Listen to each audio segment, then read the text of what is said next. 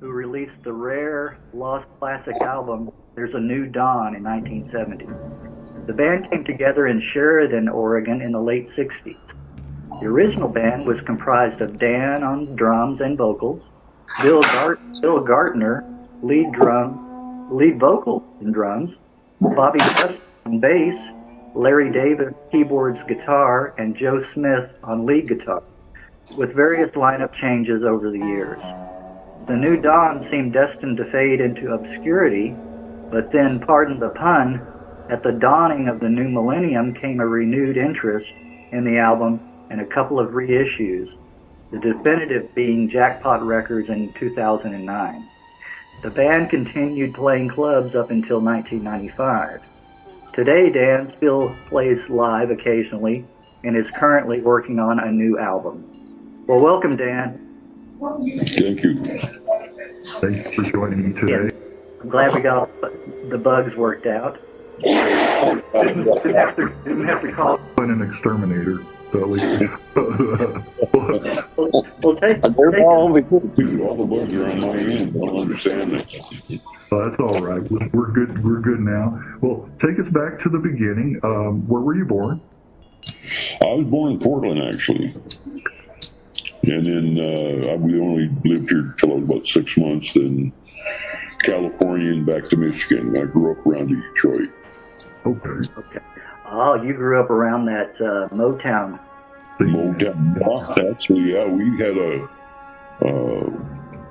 where I went to high school, and that was a little town called Wall Lake, and it was naturally on a lake. There's a lot of lakes back there. They had an amusement park there, and then they had a huge roller rink that they turned into a place for groups to come, and a lot of the Motown groups would come there before they went out on the road. So you paid $1 to get into this place, and you might see little Stevie Wonder. You might see the Supremes. I mean, you never knew who you're going to see. They had Baby in there one night, and this was always natural. Either it was a Friday or a Saturday night, but you couldn't beat it for $1 to go in there and see these guys, But most of the Motown guys went through there at one point or another, before they took off on tours and stuff. They tried their new material and or set their line. I don't get it all worked out, I guess, before they took off. But so yeah, we saw a lot of Motown. Yeah. Well, early on when you were young, do you remember hearing music in the household? No, folks weren't musicians at all. Fourth grade, there was 3 of us, me and 2 of my buddies, and we decided we wanted to get in the school band. And we come home and told the folks, and they said, well, we'll find out what it costs. And to play a trumpet or clarinet or anything like that was like $125, $150. To play drums, you just had to buy a $2 drumstick. Yeah. So we all becoming drummers from the 4th grade on there. That's how I become a drummer, because that's the only thing the folks would pay for, and their folks the same. But I was the only one that continued. One of the other guys just made it the rest of that 4th grade. Another one made it a couple more years, and he quit.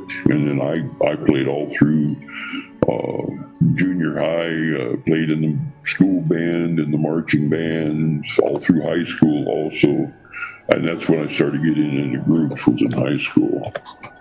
So, going back a little bit, can you remember your first one of your first 45s or albums that you got?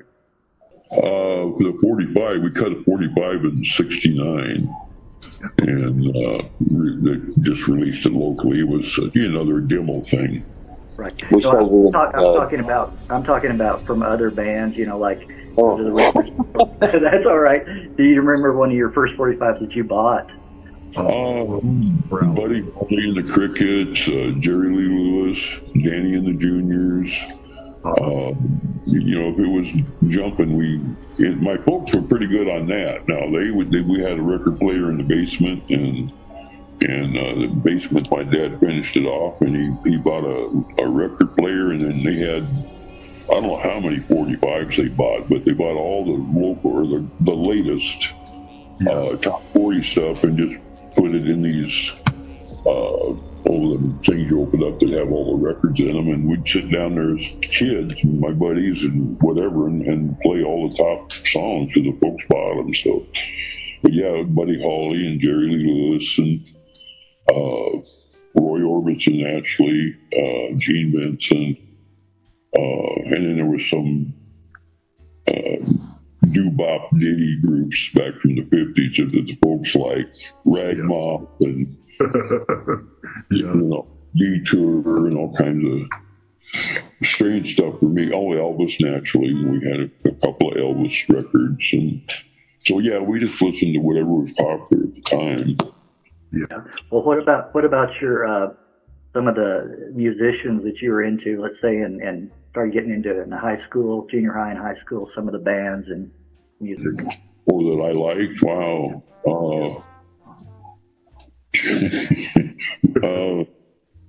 I'm trying to think back that far. There was a lot of music groups that, that played instrumentals like Dwayne Eddy and Sano and Johnny, and because there was a lot of instrumentals back then. Not everybody sang. Right. Ventures. Yeah. Well, matter of fact, the first group I was in back there, we didn't sing at all. We just played instrumentals. So it wasn't until high school and that I started like Louie and stuff like that came in, and Hang On Sloopy and all them things I thought were pretty cool. Yeah. In high school, I think it was like Beach Boys and a lot of the surf stuff, Jan and Dean, Beach Boys. Yeah. And some of the Motown stuff.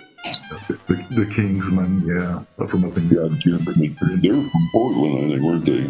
Yes, I believe so. I believe you're right. Well, how about, you mentioned the roller rink back in Michigan. How about, do you remember one of the first concerts that you attended, at an arena? It had, I think Fabian was that night.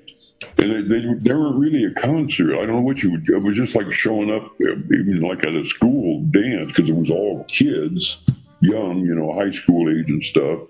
And they had a stage at the one end of the thing there, and they just get up there and play a set, and then leave. And there was no real concert to it, it was, and then you could go up there and get an autograph, it was pretty cool. Well, were the girls screaming so loud you couldn't hear him sing? I don't know what it was about Fabian, but yeah, the girls were all going, going crazy. A few of them, they did that too. Yeah, they just flipped out, but some of them, they just, like all of us, just listened. Of course, we were there looking for girls too. Right. There's a lot of girls. Yeah, that was probably a precursor to the bars and the nightclubs. You find girls there for sure. Well, what was your the first band that you were a part of? There was a band called Spider in the Webs. Okay, all right. And the lead guitar, or the rhythm lead guitar, no, I guess it was rhythm guitar. Was a guy we nicknamed was Spider, and we had we had a lead guitar and a couple rhythm guitars. I don't think we even had a bass, and then me on the drums. And we didn't sing; we just played instrumentals. You name it, adventures and stuff like that. Yeah. How long were you in with that band? I was in that band for about probably the better part of 3 years, I think. We changed our name eventually to the Shamrocks, and which took just a few months. Then I went into the Marines. That was it. And I was gone. So I don't know what they did after I left. But how long were you in the Marines? About 3.5 years. Okay, all right. They extended a lot of us. We were only supposed to be in for 3. They didn't want everybody getting out at the same time, I guess. we were the first to go into Vietnam in force in March '65. So a lot of guys rotating out of Vietnam, they didn't want them all to get out of the Corps at the same time. So it'd come your day to get out, and I'm sorry, you're extended. So a lot of unhappy puppies there for a while.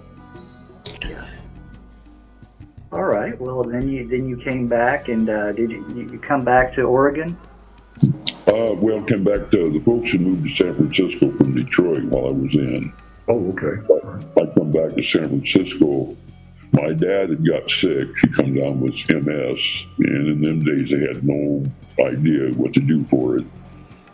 So it took about 2 years of having it. He was bedridden then, and so we thought, well, San Francisco is in an apartment building, in an apartment, which ain't real healthy.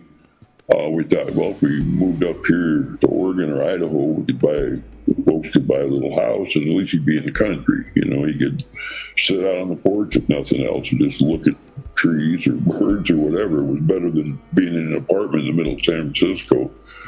So I got out in, I think it was October of '66, and come home to San Francisco and then help them pack everything up in U-Haul and that stuff. And we moved them up here. They bought a house in Grand Ronde, which is just west of Willamine and Sheridan there. Oh, okay. Some nice country there.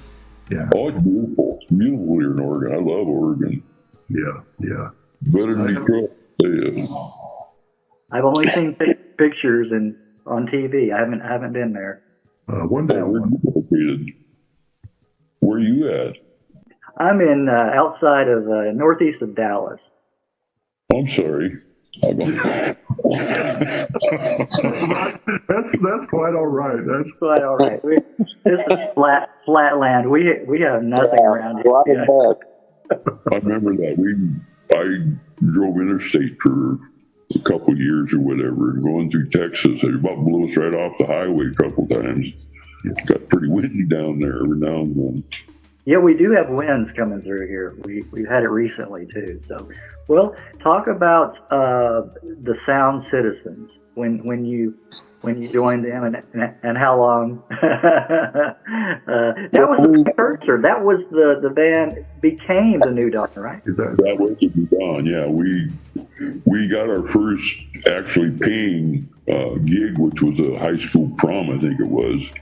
And like I said, we didn't sing at all. When we started, we just played instrumentals. And we needed a name, and somebody threw that out there. So that's, the school wanted a name, so we gave them a name, and we hurried up and painted it on the bass drum.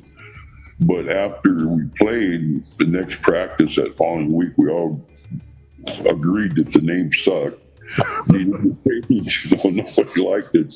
Why we even put it on there, I don't know. But so we brainstormed, and somebody, I'm not really sure whether it was Larry or who it was, threw that out, the New Dawn out there. I don't know if he was looking in the kitchen at the sink or what, but that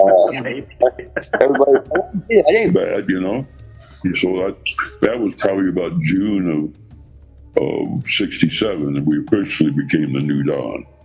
Okay. So, and then we played for the next couple of years locally in parties, and then we started playing the local clubs around here. Okay. So decided that if we're going to go anywhere, one of us better, gut up and start singing, because, you ain't going to go very far as an instrumental group. So, I don't know why, a lot of people, you put a microphone in front of them, they just freeze up. Yeah. But I decided to try and started singing. And, I think the first song we learned was Satisfaction. Okay, yeah. Or Louie Louie, we learned that one too. I had the Louie Louie down pretty good. And we still played quite a bit of instrumentals too, but we started picking up Rolling Stones songs, Jumpin' Jack Flash, and all these were new songs when we learned them, Now they're antique, or old classic rock, but these are just hit the charts when we learn a lot of this stuff. And I just kept singing more and more, to eventually we were almost 100% vocals. Yeah. Or were you guys, was the chemistry good from the get-go with all the members? Yeah, we all got along. We were all friends and got along pretty good. They made me, I don't know, it was because I had more experience. I don't know what the deal was, but they made me the leader of the group. So I turned out to be the mean one, the butt. I'm the one. They would come to me and complain maybe about another one. That way I would get after the guy, and then those two wouldn't have any friction. And and it seemed to work out pretty good. I didn't mind them being irritated with me. And I tried to keep them. I mean, I wanted to go on. I wanted to not just play clubs. I wanted a recording contract. I wanted to get out there and, make records and travel. And so that was the goal.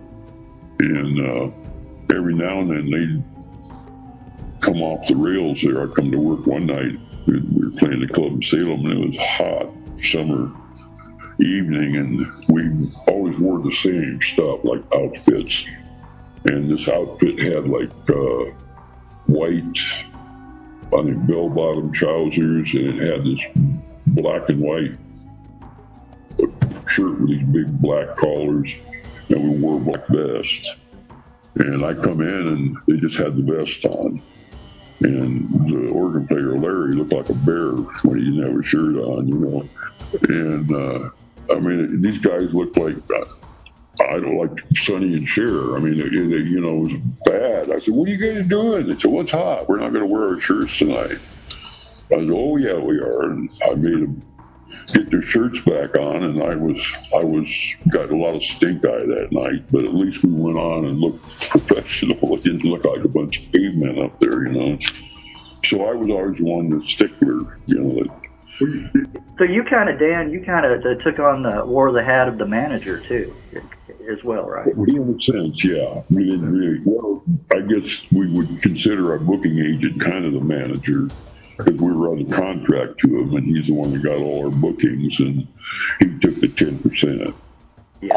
Well, he was kind of the manager. I was the one that had to go in when we got back and talk to him, and I was the one that the club owners chewed on if we were too loud or we did this or that, The other guys didn't have to worry about that, and I thought, well, that's okay, So, I mean, that's just the way it worked out, and that's probably why I don't have any hair now, so. Well, you mentioned that you played a lot of clubs and locations around on the West Coast. Oh yeah. Recall any particular shows that stand out? No, there was a couple of clubs that were really great. We played a club down in Reno, and just being in the Reno area, was actually in Sparks, which is actually like part of Reno. And I mean, it was just something about the place down there, and plus it was just packed every night. It was in a kind of a shopping center type deal, the lounge was. They had a bowling alley, and they had a restaurant, and then they had the lounge. And they'd be lined up, 3 or 4 wide all the way out the door and down the block trying to get in the club, and then the club was packed. And we would joke about it because the club manager looked like mafia. I mean, this guy looked mean. He had scars on him, and he didn't smile at all. And they had like 4 bouncers, and you started any trouble in that club, and they were on you, and out the door you went. And I mean, it was, and he would go like that for us to take a break. He didn't mind them dancing a little bit. He wanted them drinking though. And if they're up dancing all the time, they're not drinking. So he'd make us take a break, And we weren't used to that. We were used to playing 45 minutes, take a 15-minute break, We might play 20 minutes, and then over here he was giving us a get off the stage thing, so we'd take a break, There you can gamble on anything. So Gart and I would go out and play the pinball machines and win nickels, and stuff like that. And then pretty soon the back door to the club was right there by the pinball machines, and he'd, all right, you're going to go on back. So we go back in, start up again, and get to playing a while, and then he'd cut us again and send us back, So that was a different deal. there was a neat club in, what was it, Richland, Washington. It was kind of a Greek, kind of motif or whatever. There was porcelain statues everywhere, and the whole back wall was this big, heavy duty, blue velvet kind of curtain from ceiling to floor, the whole width of the back wall. The whole back wall was glass. And they had I swear it was a motor from a DC-6 at its prop to suck the smoke out of the club. And every now and then they turn that sucker on, and you just visualize somebody being lifted off the dance floor. Well, it emptied the club out. I mean, it emptied the smoke out of that club in a heartbeat, and they shut it off, What really caught my attention is I sat on one end of the stage, and they had a little stage next to me where they had topless dancers, So I'm kind of concentrating playing, and this girl's over here jumping around and spinning castles, and then the other end of the stage was another one, We take a break, and they take a break, And so that was interesting. But yeah, there was a few clubs like that were different, that were memorable, a lot of fun. Yes, I would say so. Well, do you remember, did you get to open for any notable acts or any acts that played along the same bill? No, we got bumped there was a period at the end of the 60s, early 70s where a lot of these big name groups were looking for places to play or something. And I think the club owner said it was like the Kinks or something. We got bumped out of the Reno thing by the Kinks. We were scheduled to go in, but he got a chance to get them, so we were out. But normally, no, they didn't come down to our level, the big names and stuff. We did play Portland here in, I think it was 2009 or somewhere in there, 2012, I can't remember now. But Jackpot brought in a group called the Remains, and they were the group that opened for the Beatles from Boston.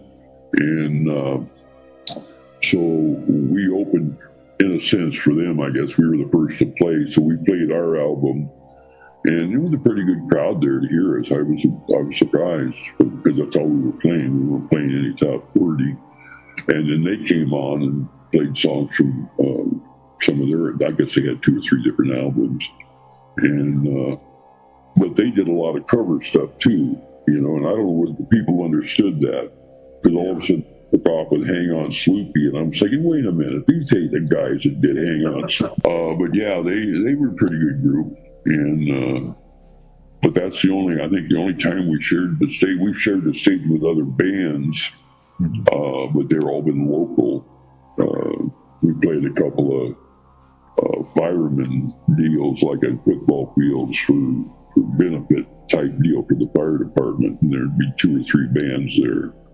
And we've been in this area so long that we've got a pretty fair following still. Most of them are like me, they're great, but we actually play a dance, and you get their kids and you get their grandkids, and you play for them in high school, their grandparents, so it's, when you're around 50 some years,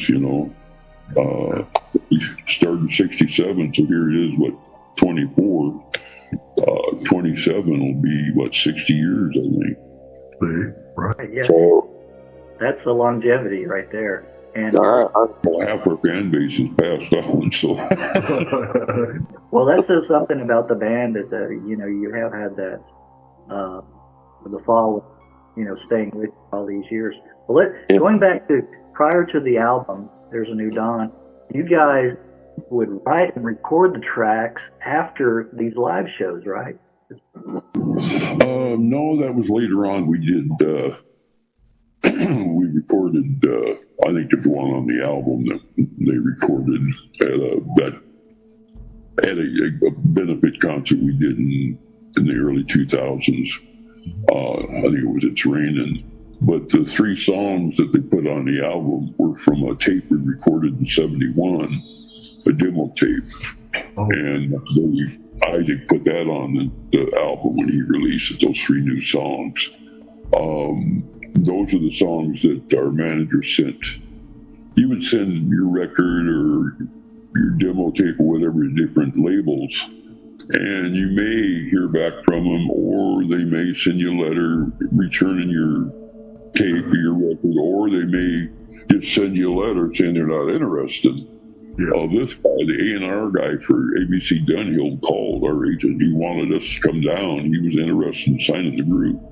Yeah. And our agent told them that, they're booked for 6 months in advance. I want you to come up here and see them play. Well, A&R guys have got groups trying to beat their door down. They don't need to come up here and hear us play. Yeah. So opportunity knocked, the door opened, and we didn't step through. I wish I could go back in time, because I'd have drugged the group down there in a heartbeat, even if the agent wanted to sue us. Get down there and play for them and maybe get set. We got signed by ABC Dunhill. I mean, we'd have been out opening groups like $3 a night and Steppenwolf and. Well, that's what. Going back to the album from 1970. Do you recall where it was recorded and the recording session or session? Yeah, it was recorded in Salem. Our agent. I gotta get it readjusted here. Sure. It comes with age. I got you. Our agent, Gary Nealon, he had been the drummer in the Champs from Tequila fame. Yeah. And it was a kind of a company group. I mean, the record label owned the group, and they would put people in, take people out, and so on. Well, he was with them for a few years there, and they played bandstand and all that stuff. So he was our agent, and he knew a lot of people, naturally. And what was the question? That's all right. The album, there's a new dawn. Not your only album. Recorded, yeah. So he had a recording.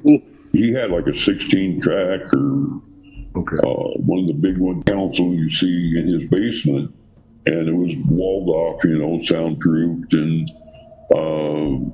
so we went down and set up, and we recorded it basically just as if we were playing it, but everybody was mic'd. That way he could adjust volumes and stuff like that. But we were playing in a club in Salem, and then we'd get off at 2 o'clock and maybe have a beer afterwards, and then go right over to his basement there, and then we'd work until everybody was so tired they couldn't do nothing. And we did that for the better part of 2 months. It took about 2 months to record the album. And we did that all. You guys must have been pretty beat from playing the live shows, and then to go in and record. Oh yeah. Of course, a little bit of beer was consumed too, and we ordered pizza a few times, and it was kind of fun. I mean, we'd never really been in. We had recorded that 45 the year before, but that was only 2 songs. So to actually do an album was all new to us, so it was kind of exciting. And several of the songs Gart and I wrote in the studio. We didn't have 12 songs when we started, so so a couple of them we wrote while we were in between. Somebody else was doing something or redoing a lead guitar or whatever, so we were messing around with our own stuff there, trying to write new songs. And everybody keeps asking, was there a concept for the album? No, we just needed a bunch of songs to record. There was no concept, really. So I did want to ask you about the album cover. Who took the photograph? Do you remember? That's really nice picture. Gart liked to mess around with camera and taking pictures, and we were playing in a club in Corvallis, Oregon, and that's west of Corvallis. It's called Mary's Peak. It's in the Coast Range, and we got off work at it's one of those other deals. You get off playing, and then we all relaxed for a little bit at the club. Usually you had a beer or a drink or something after we were done to unwind a little bit, and then we'd all go home, or sometimes we'd practice even after. And we all jumped in the car and took off west there and went up in the mountains there and come up on that big clear cut there. And you could see the Coast Range there, and I mean, you could see the Cascades. That's what's in the background, is the Cascades. And the sun was just coming up, and that was the whole concept, was try to get there right when the sun's coming up. Right. And it was cold, you know. I mean, it was a pretty cool morning up that. We were up like 3,000 or 4,000 feet, I guess. It wasn't real high, but so we basically all bailed out of the car, and Gart set the camera up and snapped a delayed thing and run like crazy to go over and get in the thing, you know. Yeah, it was, luckily you couldn't see our faces because Joe was cold enough. Joe had snot hanging out. I mean, it was bad. If you could see the faces, he'd think, holy mackerel. But yeah, that's the one we picked, and we thought, well, that's just perfect for a new dawn, you know. So, and then I recorded an album in a contemporary Christian album in 2006, and I used a similar picture from down on the Coast Range, Cass Mountain, and that I took a picture of the sun coming up and used that on that album cover. Yeah. So on this new album, we'll have similar. It'll have the same picture as this album, except all the guys will be gone except me. And it's called Memories. And it's just songs that I wrote back when we recorded that album. If we'd have went back in the studio the following year and recorded an album, a lot of these songs would have been on that album, along with 3 that are on the album now that we had on the demo tape. And so you had other demos recorded.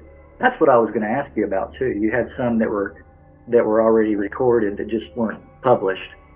Well, those 3 were the main ones. We didn't do a whole lot. I mean, we messed around. We all had recorders at home and stuff that we'd screw around with, or they'd record a song off the radio that we wanted to learn so we could play it over and over again. They'd try to figure the words out, or what is that chord, you know, one of them type deals. And that's how we learned our new material. We'd record it off the radio and then go with it. Sorry, that was my son just stepping in for a second. I wanted to ask you about, originally there were only like, 500 pressed? You know, not a huge amount. Yeah. Right, those are 500 original albums, period. Right. And a lot of those were destroyed. I mean, somebody'd leave them in a car or whatever, and they'd warp them, they'd come back.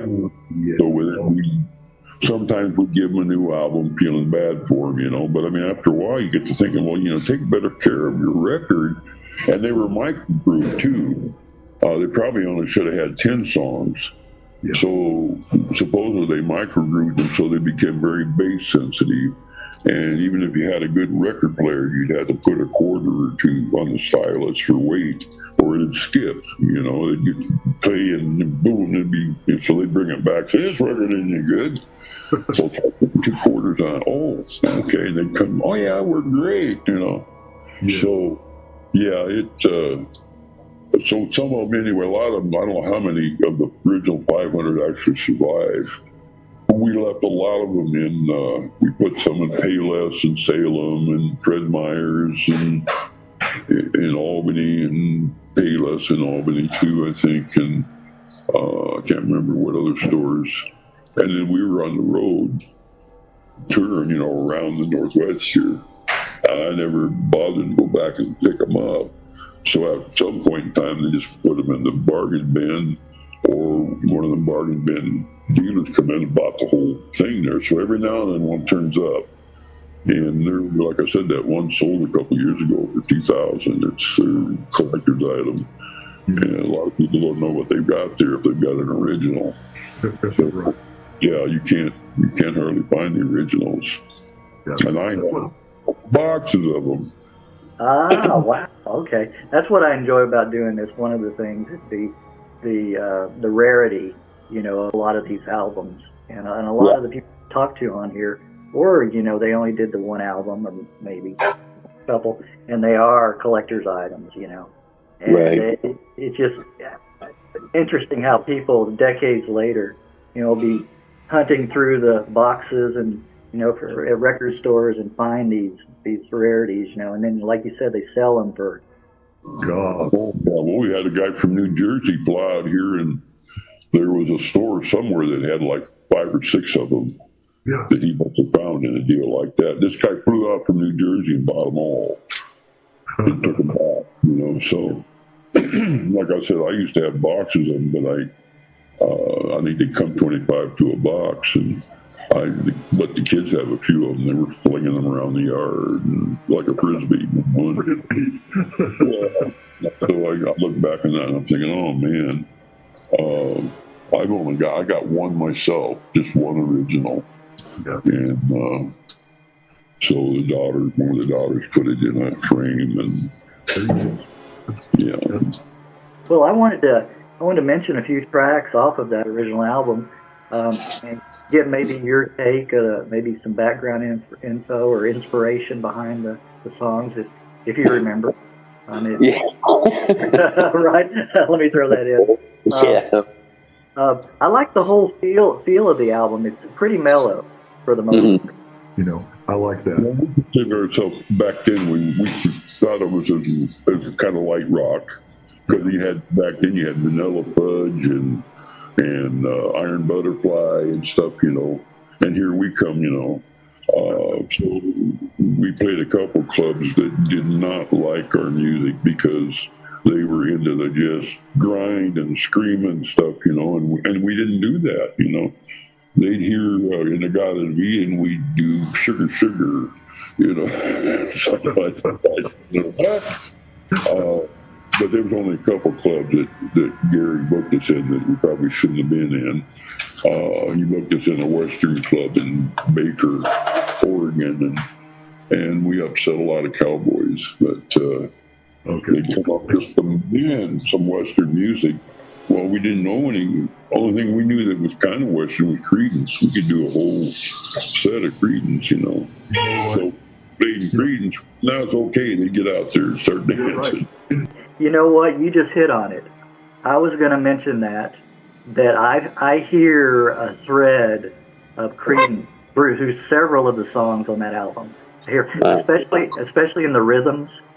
I hear Creedence Clearwater. Yeah. Okay. Yeah. They came and listened to us and picked up on that. Right. You heavily influenced that. Right. Yeah. I hear that. Hear that. We did a lot in '69. We did a lot of Creedence because they were popular, and that's all you got requests for was Proud Mary, or they call it Rolling on the River. Yeah. I don't know that one. What is it? Well, you guys played it last night, and then you figured out it was Proud Mary, and they had all kinds of weird names for the stuff. But after a while, you got to know what they were wanting. But we did a bunch of them. Them and the Stones was another one we did a bunch of. So Jumpin' Jack Flash, Brown Sugar, Start Me Up, Well, whose idea was the nature sounds and the waves and the birds on There's a New Dawn? The first. Gary had I don't know, was a Disney album that had all these sound effects on it. If you listen to After It's Raining, you'll hear a rainstorm and a creek, and then, this is all off of a Disney sound effects record. And we thought it was fun to put it in there, Yeah. It's raining, and all of a sudden, there's one heck of a storm at the end of that song, and you'll hear a guy even laugh in the background. So I'm not sure what movie that was from, but yeah, that's what was playing for Guard Song there, and several of them had that in the background here and there. So Yeah, yeah. I was going to ask you about that storm if you actually went out and recorded it, but now you're telling me it was from a Disney album. Mountain and well, we run for cover, but it rains like that around here. Yeah. I bet you do. Well, I like the message, the lyrics in It's Time. And I think it's still appropriate today. You know, Yeah. Several of them. I've had people tell us ever since I released the contemporary Christian album, especially, that a lot of those songs are what they call dark Christian, whatever that means. And like It's Time and I See a Day. Well, there's one of Garth's songs there. But anyway, yeah, like, you know, they were, in a way, they were my protest songs to what was going on, you know, at the time, kind of. But yeah, It's Time. That was, Garth played recorder on that, you know. The recorder, that's what my question was. It sounds like a flute. It sounds like a flute, but it's a recorder. Yeah. Yeah, he was good on that. On that new one that, I got to readjust here again. That new one that, one of the three that we put on there, We Need Each Other, he plays harmonica on that. You know, he was good on the harmonica and on the recording with a heck of a front man. Yeah. I mean, he'd really get into it out there. And then every now and then, like I said, he would get up and he'd play the drums and I'd go out and be the front man.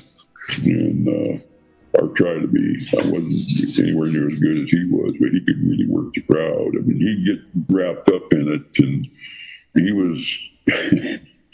We were playing a club here in Mac, I think it was, and they had a drum riser, and it had a metal rim between the top and the side, like an aluminum thing, you know, trim. And they had a strobe light, so Garth loved the strobe light. And he was in a lead, or maybe I had a drum solo, I can't remember now, but he dropped down on his knees in front of the drums, you know, with his head, the microphone and the cord, and he was giving her that. Well, he got a little carried away, got too close, and he smashed his forehead on the front of that drum thing, and the blood started running. So then he stood up, turned around, and faced the crowd with the blood, and they were, yay! They thought it was part of the show, I guess.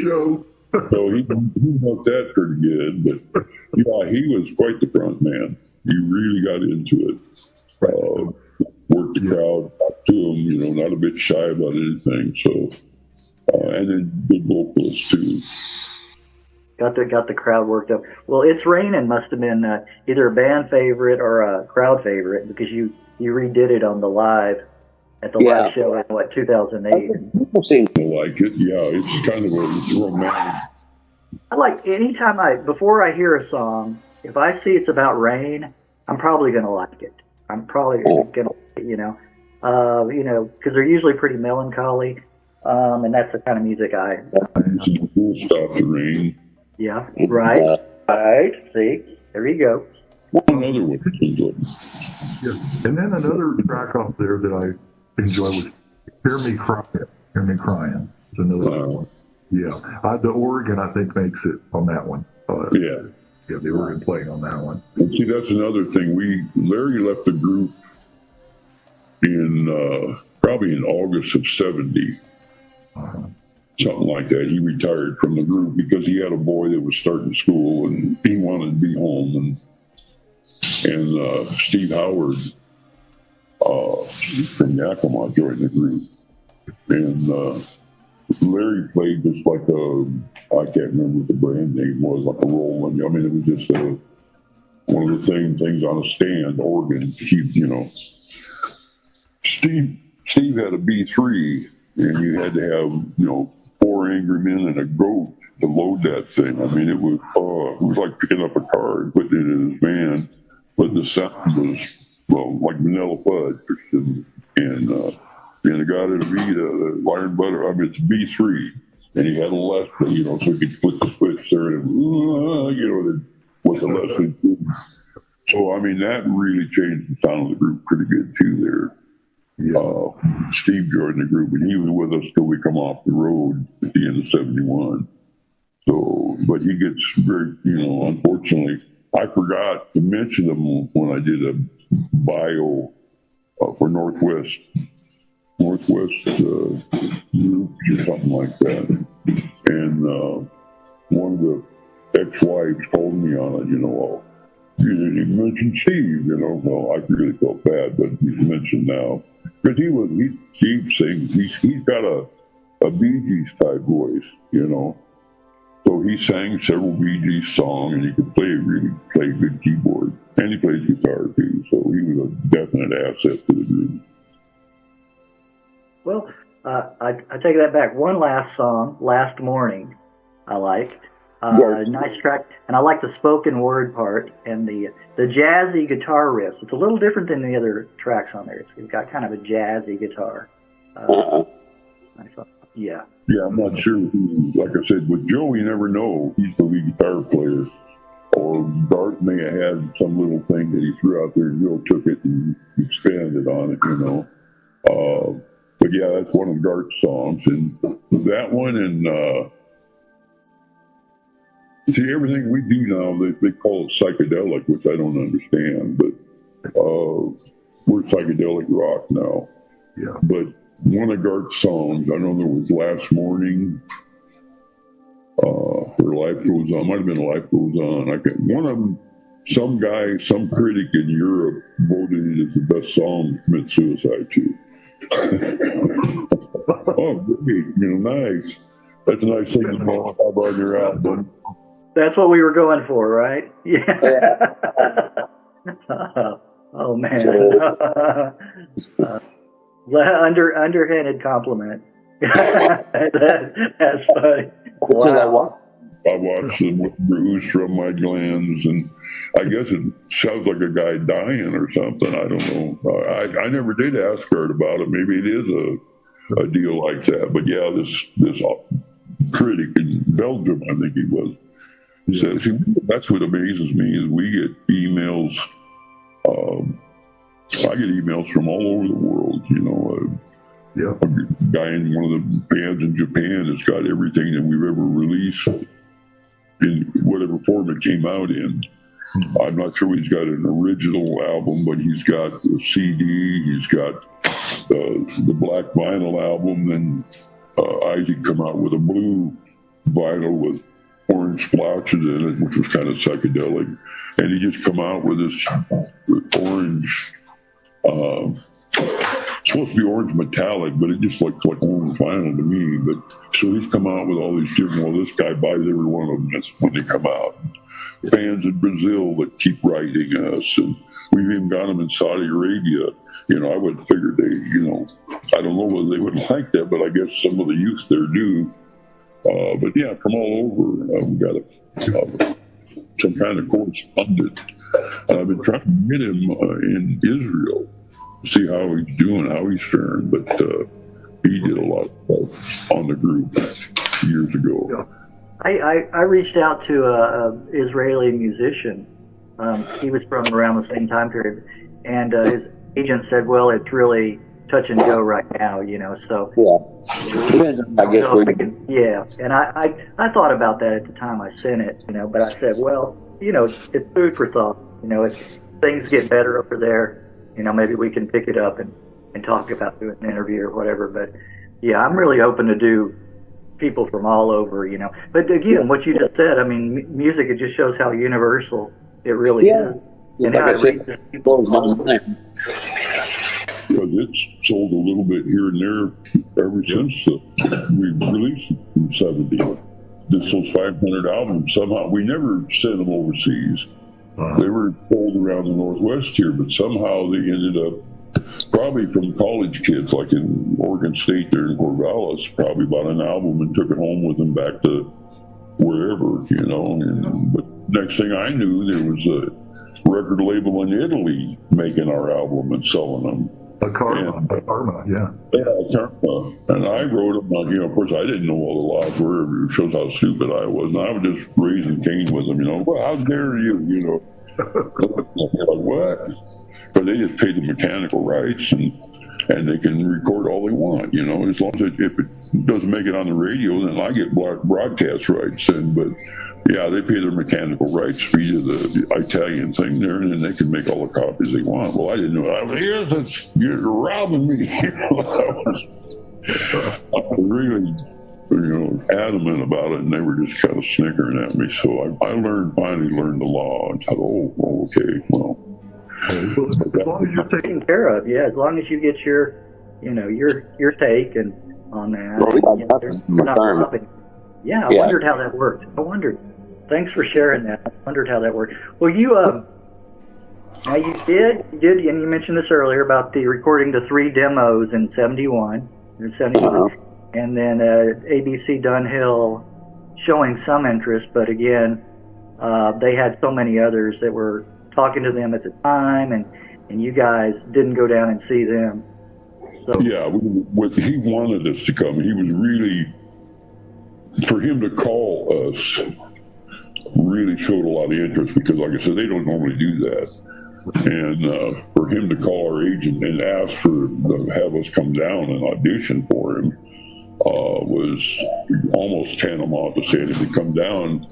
And I like them enough already, but if they come down and they pan in a bunch of flakes, I'll probably sign them, And for some reason, you would think that Gary, who'd been in the business, been on the road with the Champs, and I don't know whether he just didn't have faith in the group, or he had another group that he was grooming for Vegas, club group, to play in the big showcases there.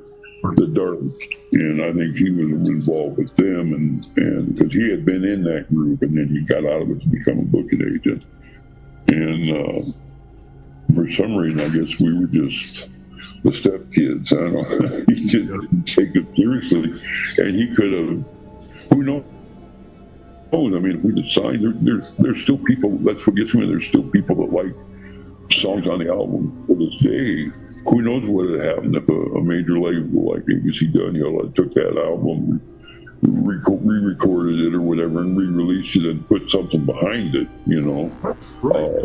we could have been out ourselves, That's what I was going to say is it's a shame because I've heard this story recounted over and over and over doing these interviews that there were 2 bands that a label were interested in, and they put all their money and everything promotion behind one band, and then let the other one fall. Huh. And it's a shame they couldn't have equally backed, or I don't understand the thinking back why. You couldn't do 50-50 or something like that. Well, it depends on the label. See, back then, the last label I would have signed with was Capitol. Yeah. Capitol had thousands of groups signed, but they might promote one if it looks like they might be popular, and the rest of them would just starve to death, but you run the contract to them. The difference, ABC Dunhill was smaller. They only had, say, 100 or so clients, and they promoted them all. So if you got signed by them, you knew, if nothing else, you were going out on the road, like I said, fronting for one of their major groups, like Three Dog Night or Steppenwolf or whatever their main groups were. You'd probably be on the road fronting them, opening up. Where Capitol, we sent one to them, and they said, send it to our affiliate. I sent a letter to Apple Records in London. Oh, okay. And we got a letter back. I got a letter back, and I don't know. I'll have to see if I can find his signature. It looks like it's signed by John Lennon, but we're not doing anything on that side of the ocean at the time. Go talk to our, partners, Capitol Records. We're just not taking groups from over here right now. But thank us for sending stuff and being interested. But I don't know why, but I just thought that'd be fun, and I sent one over there and got a response back. But you never know. Yeah, I mean, well, you never do. Yeah. Well, you know what? Talking about the demos, those 3 songs, I really think that you guys were finding a new confident sound and identity. It just sounds like, when listening to that music. And unfortunate there was no follow-up album, but it would have been very interesting, kind of what your point earlier, to see where the songs and the band would have gone with a new album, with that type of material. Yeah.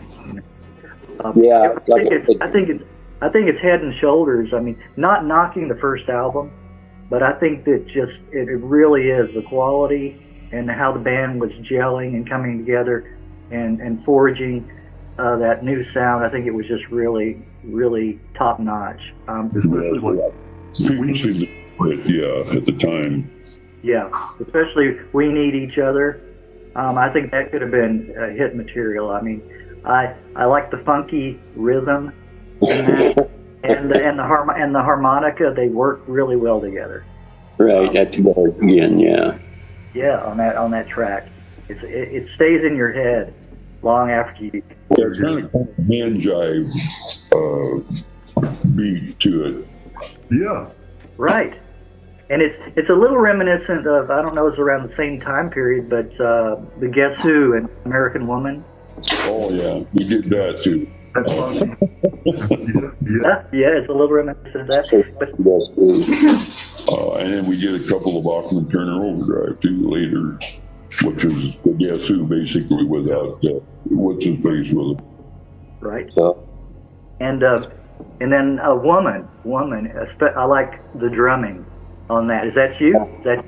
Yeah. Me. I wrote it, and Gart and I wrote, I think 8 of them, and Gart wrote 4, and we sang our own songs, and then the other guy would, like on Gart, Last Morning, that voice in the background where he's talking, you hear that, that's me, and then he's singing, and I'm doing the frog voice in Dark Thoughts. You might never even hear it, but it's Dark Thoughts. When you put that, I'm just in the background. That's you, okay. And, so we covered each other, as far as throwing stuff in there, and we were singing harmony like on We Need Each Other and on different stuff on It's Raining, and so yeah, and he had that Chicago accent, he threw it. I mean, he couldn't help it, but it sounded different when he was screaming it, and he wasn't a bit shy about screaming it either, like in Do What You Want To. He's really He does bellow there, yeah. Well, when did the band call it a day? Was it 71? Was it that same year? Oh, come off the road, you mean? Yeah. Yeah, we come off the road at the end of 71, but I mean, I've never called it a day. The band to me is still together. I mean, like I said, it might take a couple, 2 or 3 weeks the sandpaper on me trying to knock the rust off, but we could, within a couple, 2 or 3 weeks, probably go play a venue if we had to. So, if they're not playing, I mean, like I said, the son's in another group, and they play almost every weekend. And the grandson's in a group, and they play quite a bit also. So it would be hinging on whether the son was free or whether he was, committed to Old Crow there. But yeah, we could actually do it. But like I said, I've never officially pulled the plug yet. That's why we're doing another New Dawn album. The reason we don't play is because me.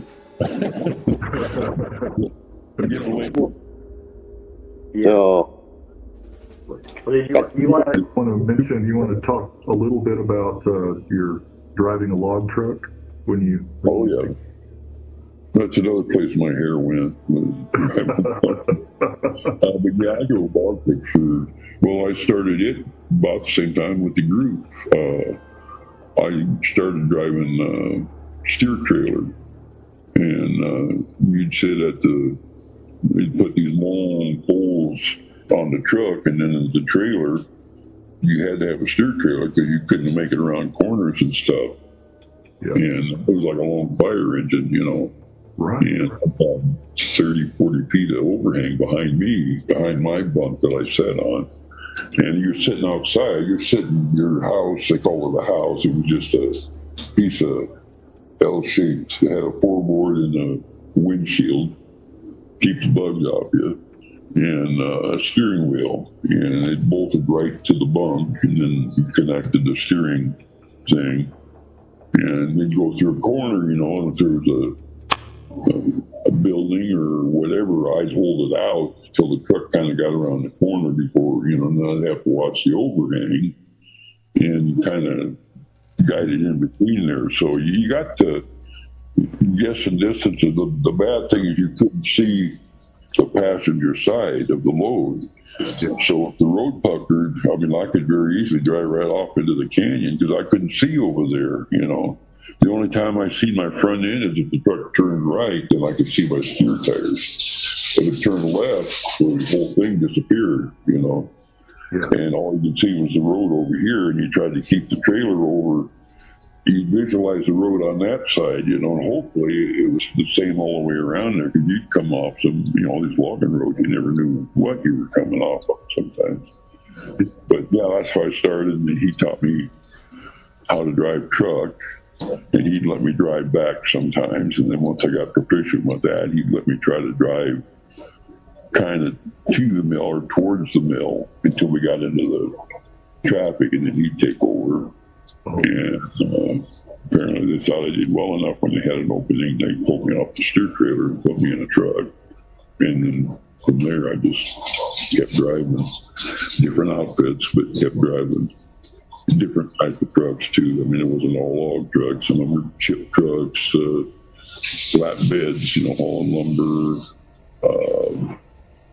the pole trucks, the highway trucks. I got into that too, hauling containers and the big 53-foot logistic vans, the wife and I did the whole 48 state thing, and for a year or so, year and a half, we worked hard at it till we went broke.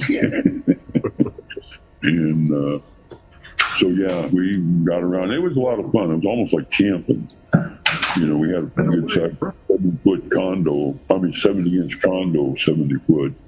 So, and she had it set up pretty good in there. We had a crock pot and a coffee maker, and sometimes she'd get stuff going like a soup or a stew before we quit for the day. You could drive 10 hours and you had to take 8 off, or whatever, and she might start a stew or something a couple, 2 or 3 hours before we got to where we were going to stop.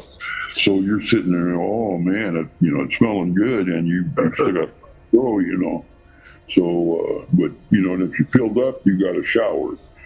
So I fill up and we go in and use the shower facilities and then go back out. And most of the time we ate something in the truck. We tried not to spend too much up in restaurants. And get up the next morning, she'd make coffee, and we had a TV and a DVD player and a little refrigerator, little ice box, and we didn't get a microwave. We were going to get one.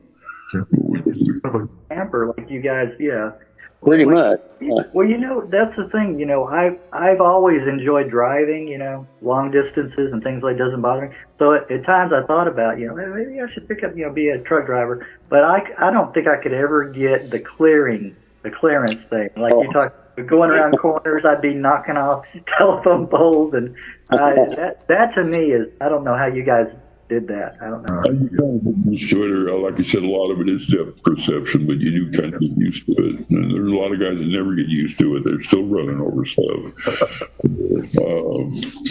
What gets me is there's guys that couldn't back a truck up if you paid them, and they're out there driving the interstate, They just can't back up, They're crooked or all over the place. I've seen a couple log trucks, and log truck is probably one of the easiest things to back up.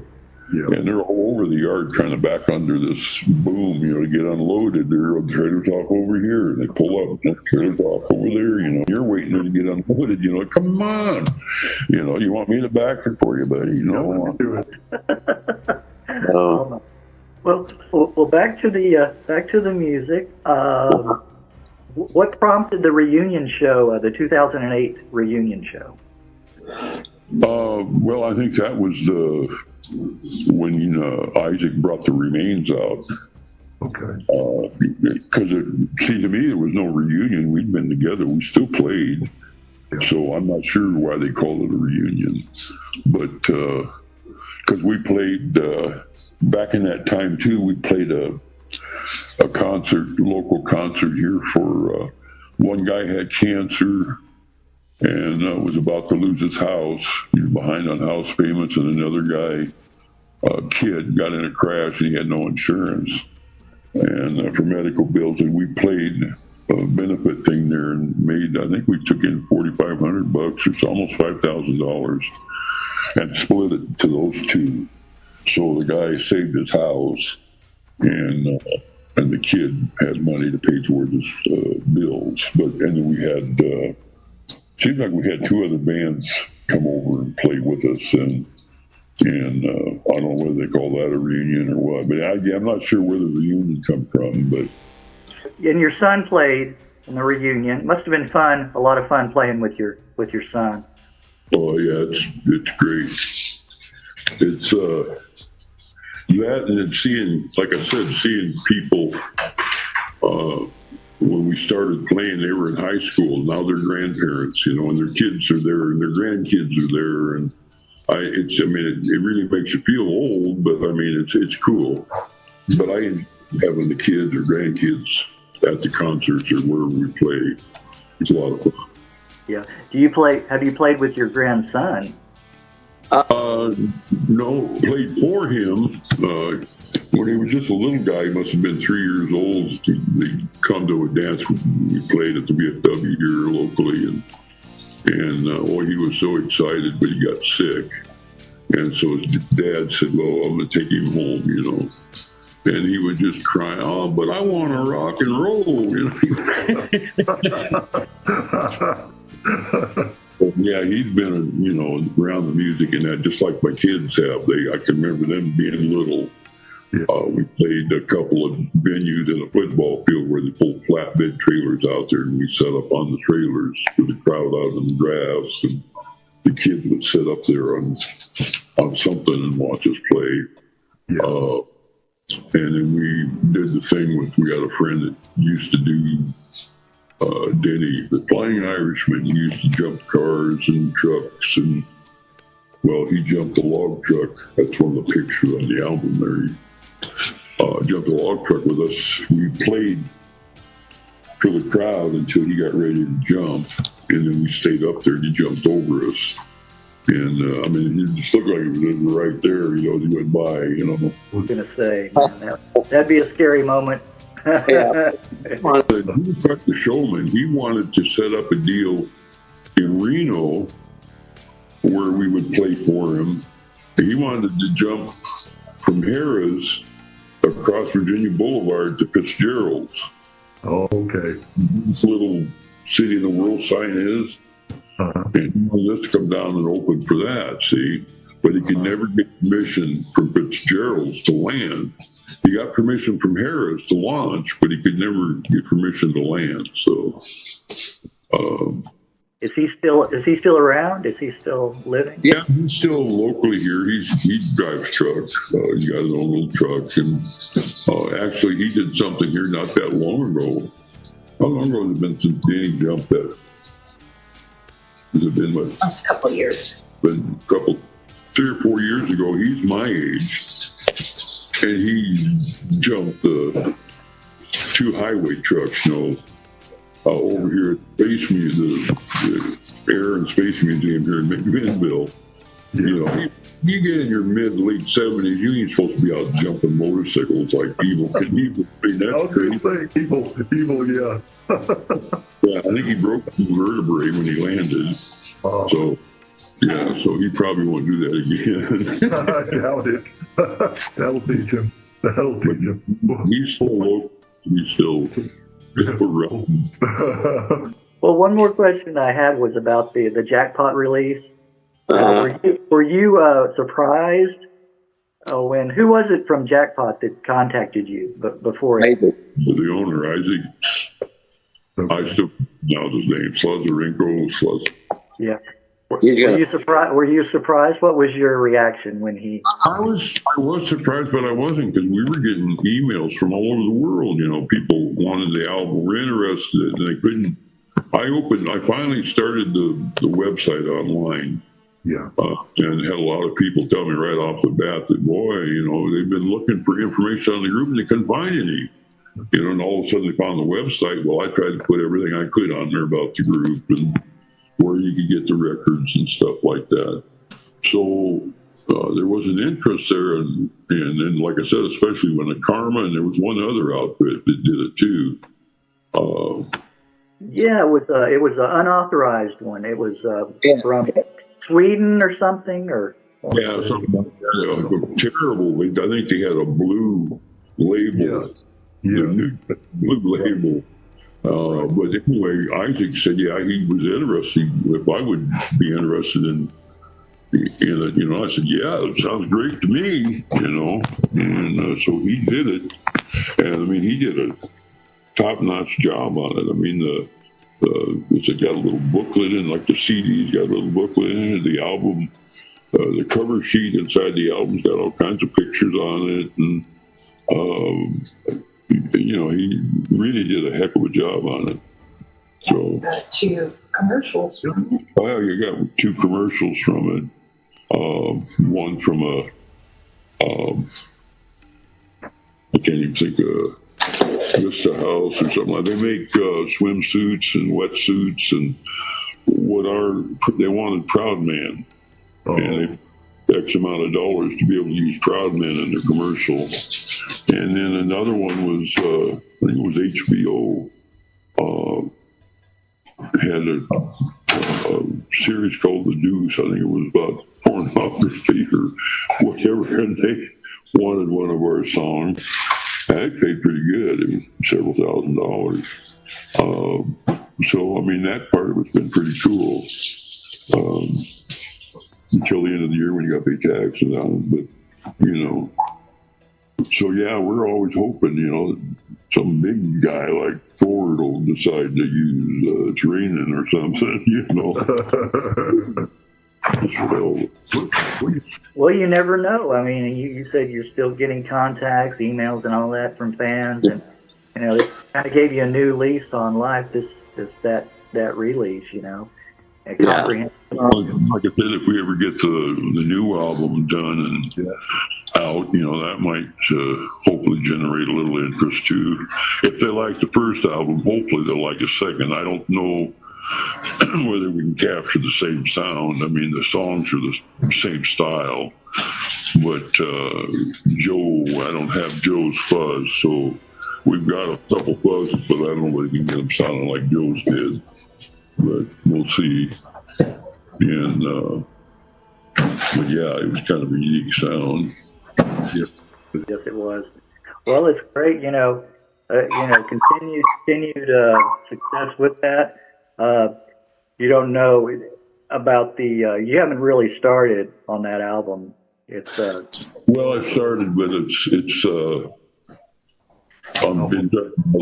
out. My recording studio now is out in the garage. Right. It's been cold here, and it's not a good time. Near the garage, let alone try to record anything. I'm hoping that this spring, when it warms up a little bit out there, because the grandson is watching at the bit. He's got his part down and practiced his song. He's ready to do it. He wants to rock out now. You know, he sings vocals in that other group. And I'm kind of curious to see how that turns out. And the son is eager to get going too, so I've been the stick in the mud there. But I've put them all down because the son kept teasing me about, you know, we got to do this because you could turn around and drop dead tomorrow. He said, and then all them songs would be gone. So they're all on there, so what they do with them, if something did happen to me.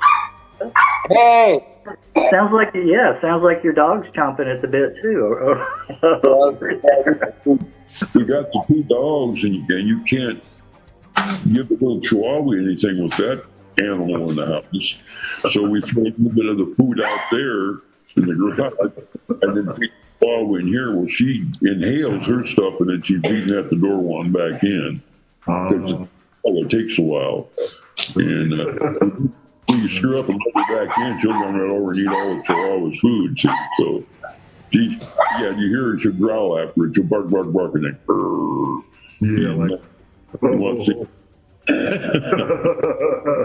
Oh, that's funny dogs. All right, well, Dan, I appreciate your time, and we'll look forward to that new album. How can people track that, or just check back with your Facebook? They can. Well, yeah, Facebook. The best place would be the website. And that, I don't know. See, it used to be. That was another thing. Host Baby sold out, and to Bookzoogle, whatever that is, Bookzoogle, I think it is. And Host Baby took care of the domain name as far as keeping up on it. So I was spoiled after so many years with Host Baby when Bandzoogle bought it. Bandzoogle, that's it. When they bought it, they don't do that. So I lost the newdon.us as what I've been for years. Now it's newdon.xyz. So I've tried to change that everywhere I think, but yeah, they'll find if we release it, it'll be on the website, or a word about it will be on the website. And it's going to be a while. I mean, done this year or not, I'm not sure. It's just, I'm getting pretty slow. All right. Well, I mean, we take that in consideration, and your fans do as well. But I'm sure there's a lot of people out there eager for that. New Dawn XYZ, and check back for that periodic. Yep. And I appreciate your time, Dan, and it's been enjoyable. Well, I thank you I've never done this before. Like I said, I've done a couple of interviews where they send me the questions I got to answer. Boy, that's brutal.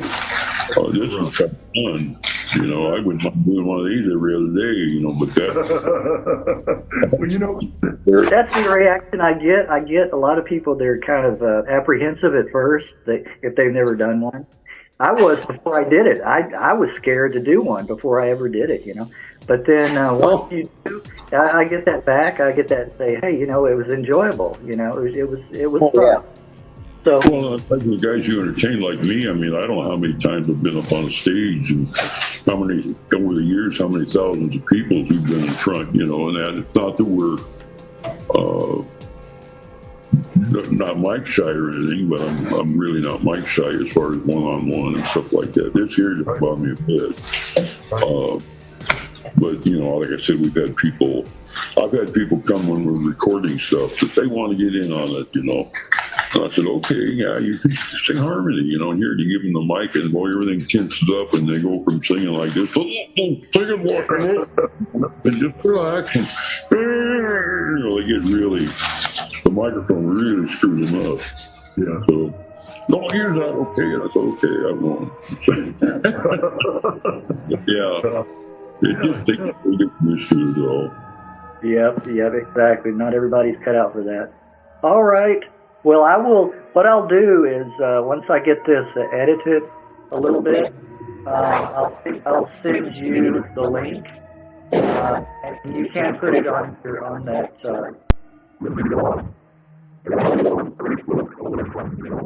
want to. And then do a kind of response and reaction. And, what kind of generate, with that. So might be a lot of people unfriend me. I don't know.